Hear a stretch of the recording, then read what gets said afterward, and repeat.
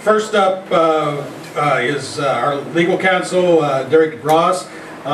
You may have heard him on the radio recently, or with Cam on the NRA News. He's going to bring us up on the current legal issues, and then we'll be followed by others. Come on. Thanks.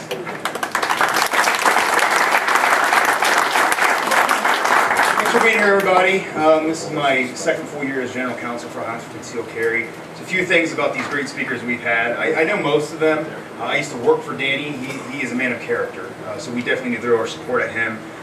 Something came to mind, Mark, when you were speaking. I love Columbus, and I think there's only one problem with the city, and it has a name, and that name is Michael Coleman. So we need to get him out of office, get people like Mark and Hey, you works too. that guy over there, whom I've never met, but I enjoyed what he had to say. Attorney General DeWine's speaker today kind of took my thunder. I'm a veteran myself of the Iraq War, so I usually ask for veterans to stand up. I'm not going to do that because we've already done that, but I do want to say from the bottom of my heart, thank you.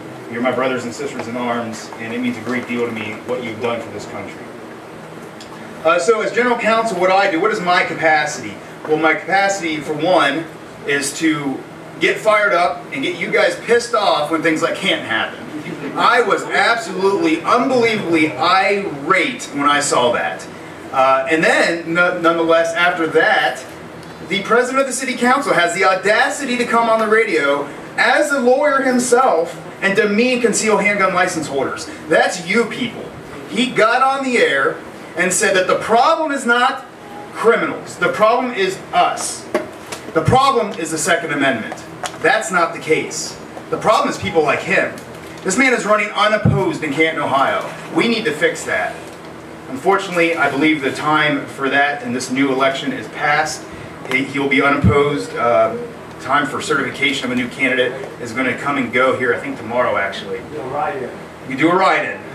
Maybe you, sir. Move up to Canton. How about it? But I want to really stress to you the importance of this organization. You know, our beginnings date back to the early 2000s. We got the original concealed carry law passed, and from there we have filed lawsuits against cities who pass illegal ordinances. I want to talk for a minute about last year. We filed a lawsuit against the city of Camel. Anybody here know of Camel?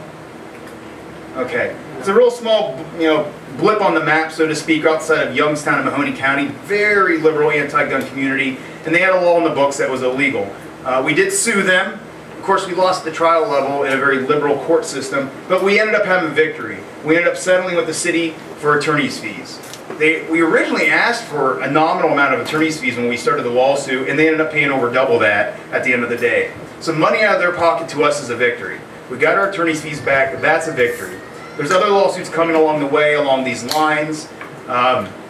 There's all kinds of problems, and what enables us to do this is people like you. That is so very important that you support us financially and with your time if it's available. We are always looking for volunteers who are devoted and committed to this cause.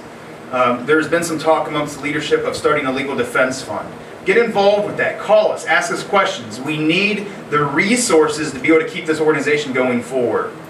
The last thing I was asked to speak about is I believe it was House Bill 54, is restoration of rights. It's a very complex law, so I just wanted to touch on it briefly. That was signed into law on June 30th, as Danny had stated. That law, what it does is it allows the state of Ohio to come in line with common sense gun restoration principles throughout the country. As it stands, if you get a restoration in Ohio, it doesn't work for federal law. The federal government says it's not good enough. So we fix that. So that's all that law does. I want to make sure that's very clear to our followers and our members.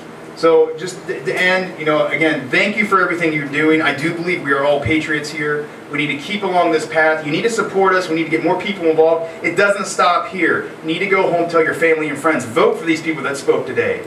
Get Sherrod Brown out of office. Keep Danny. Get him over into the Senate. Get Mark Noble in the city council. Get a Republican mayor. We need people that understand what liberty is. And they don't just say that they support liberty. They actually understand what it is. Thank you.